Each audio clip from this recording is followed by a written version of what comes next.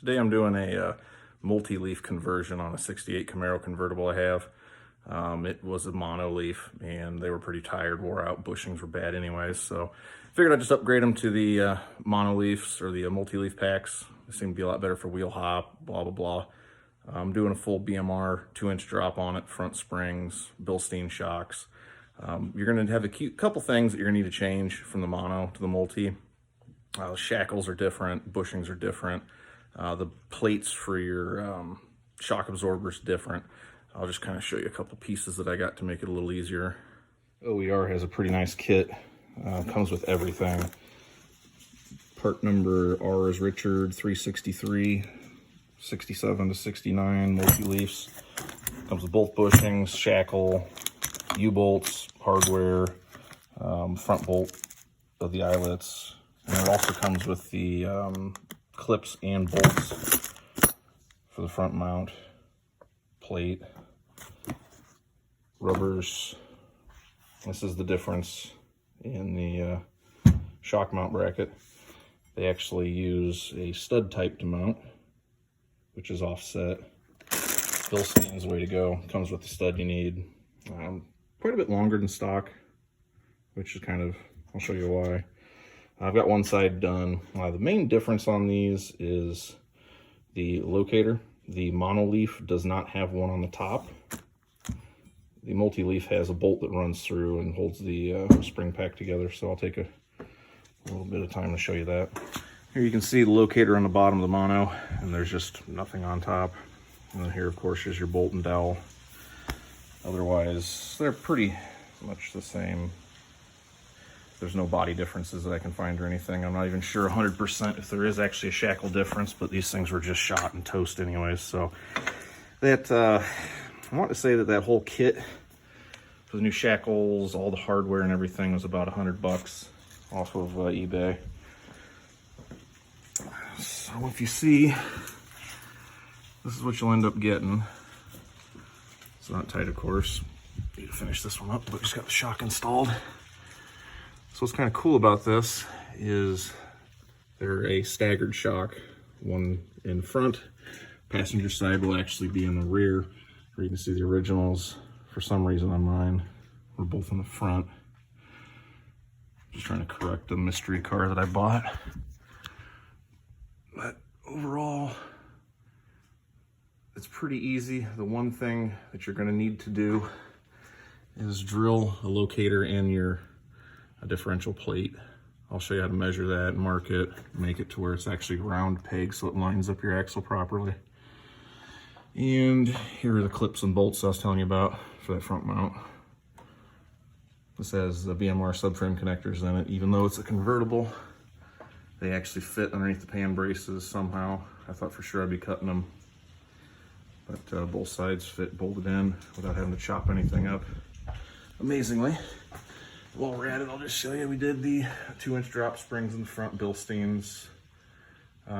This is a big block car, and it just sat low. It was kind of road very soggy, and my suspicions were correct. They actually put a small block spring in it at some point and did the old school hacking coils off to get it to sit, which I thought it sat a little low anyways. So nice upgrade, just fixing a couple things. I bought this as a roller that was a frame off. A lot of the suspension was done before me, so I'm just kind of going through and making sure everything's correct before we start turning the juice to it at all. But let me get this other side blown apart and I'll show you how to drill that hole. Kind of surprised there's not a whole lot of information other than everybody wants to sell you these $100, $200 kits that have some kind of special metal shim that you're supposed to put up top here, but as you can see, this is just the rubber that comes with the kit, and it fits perfect. So nice little trick. I'll show you here shortly. Update here, getting ready to put the other side in, and figured I'd just grind this down a little bit to see there is a metal shim inside of it, but it only sits very shallow and the hole doesn't go all the way through. If you ground this dowel flat, it is the same height, if not a little bit shorter, than the dowel up top. So you don't really need to do anything to the axle itself, other than just remove a little bit of material off the top of the flat pad. Your bottom pin's still going to locate with your U-bolts and everything on the lower shackle bracket, so that'll locate it on the axle fine. I did the other one, apparently wasted my time, but either way, one thing to note, the new rubbers are thicker than the original. You're going to have to take about half of this material off each side to get it to fit up in the actual channel here. I'll show you. I'm working on cleaning this up right now. Otherwise it won't press in there. Other than that, pretty much direct bolt in. So just make sure you buy all the components for multi-leaf, springs, shackles. It comes with different bushings. The bushings are actually different size on the rear end where the shackle is. The new ones are, you know, that thick, whatever, to make up the difference. But just make everything match.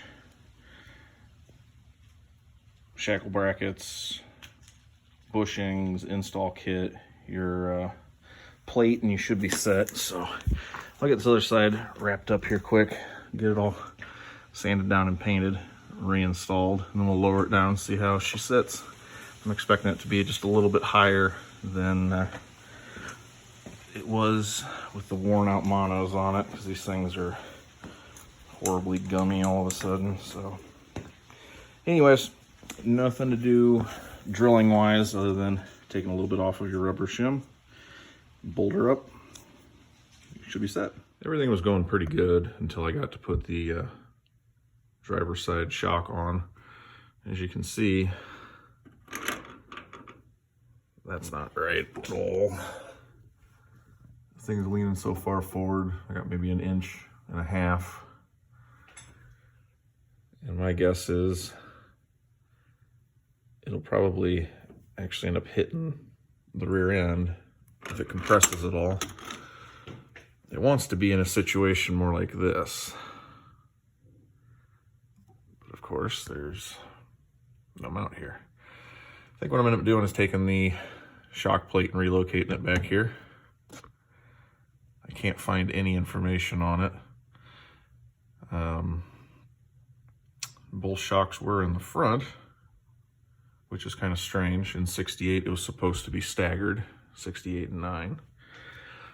The only problem with the original setup, and the reason why I ordered the new brackets anyways, is that this thing has been Frankenstein together. Even with the mono leaf, it's supposed to have an eyelet down here, so these definitely aren't the right brackets that I can find. And I have no idea what the shock came off of. So putting the old brackets back on is kind of a last resort, I guess. I would rather have the staggered and try to make this work. There is still the secondary bracing for the mount itself, so I think this will be strong enough. I'm just gonna give it a shot, see what happens. Worst case, I'm putting Frankenstein bracket and KYBs in the rear, but I really don't want to go that route, so I guess we'll learn together on this one. Kind of strange, I can't find any information on it. Everybody keeps saying, oh, change your bracket. That's all fun and, you know, I can go to a front mount bracket, but the problem is with your disc brake conversion in a front mount, you're going to be still interfering with all the suspension, the caliper. So going to the front location is not really an option either. That's why I'm kind of determining that what we need to do is move this guy back to here. Oddly enough, when measuring distance from the new location to the eyelet hole, it's only about a 1/2 inch difference than the passenger side that actually lines up properly. So I don't think I'm gonna have a problem with compression bottoming out the shock or anything like that.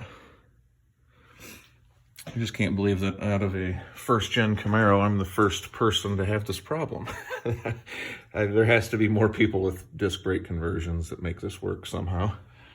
Unfortunately, I just can't find any literature on it. So I'll get to measuring and see if that's even an option, but kind of last case scenario, I'm going to call BMR and ask them if they got any ideas on it before I get to drilling and cutting and that whatnot. But I measured up the area, hole saw, same diameter as our little guy there, punched a couple holes in it. From this point to this point is exactly 18.5 inches. So we're good. I'm just moving it forward. I'm going to take a piece of heavy steel, just trace this out, make a support for the other side inside the trunk. That way it's got plenty of metal to push up against and will end up actually easier to get to. Not sure if that's 100% accurate. I can't get anybody to give me any pictures of a 68 or 69 with staggered shock locations to see if that is correct, but either way it's going to work out fantastic for this situation. And I'm going to put my shock basically straight up and down, just like the other side when we're all done. I get the other plate cut out and tack it in place and get it bolted in. And we'll see what this thing looks like on the ground. Well, mystery solved. Bolted up, absolutely perfect. Approximately moved it 8 inches back from its original position. It sits almost straight up and down, just like the other side. I held off on welding in the reinforcement plate to the inside just to make sure everything's cool, works the way I want, and then I'll just tack it in. Now there's plenty of support structure around the area that I actually moved it to anyways. I don't know if it's gonna be a little tight to see, but the frame lip runs across the back side, and this original plate goes about halfway across it, so I don't think there's going to be any kind of problems there. But if you're looking for a trick solution, easy, took about 15 minutes, drill a couple holes, make a little plate, and now it's how it should be. Everybody says that that's the best way to go. That's why in 68 and 69 they changed to the staggered setup anyways, control wheel hop or whatever. But I'll get it finished up on the ground and take a little picture so you can see what 2-inch BMR lowering springs do. This is the big block spring in the front and the multi-leaf, of course, in the rear. Very nice kit, other than this one hiccup that just fell together. So, as always, BMR products are fantastic. I've been running them on all kinds of different cars, F-bodies and everything else for years now. But mystery solved. Well, she's sitting on the ground, and I think the stance is pretty darn nice. The front's up a little bit, but they're brand new springs, so I'm sure they'll settle a little touch. That's got a nice rake to it. That 2-inch drop is definitely the way to go. Let me get a measurement here. What install height is on these. About 27.25. That's on a 225 45 18. Let's see what the rear is.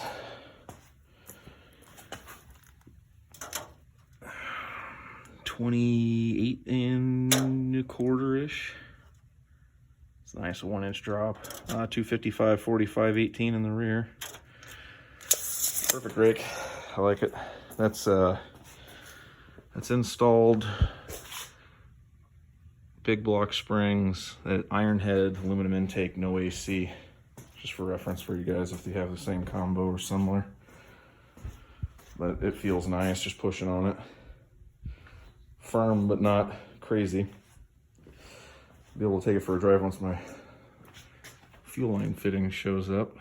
Did a Holly swap on it to a 750 from an Edelbrock. Pretty fun. Anyways, hopefully that helps somebody in the future. Kind of just what I did to make it work. I'm sure that there's better ways to do it, but cheap, easy, should work just fine. Till next time, have fun.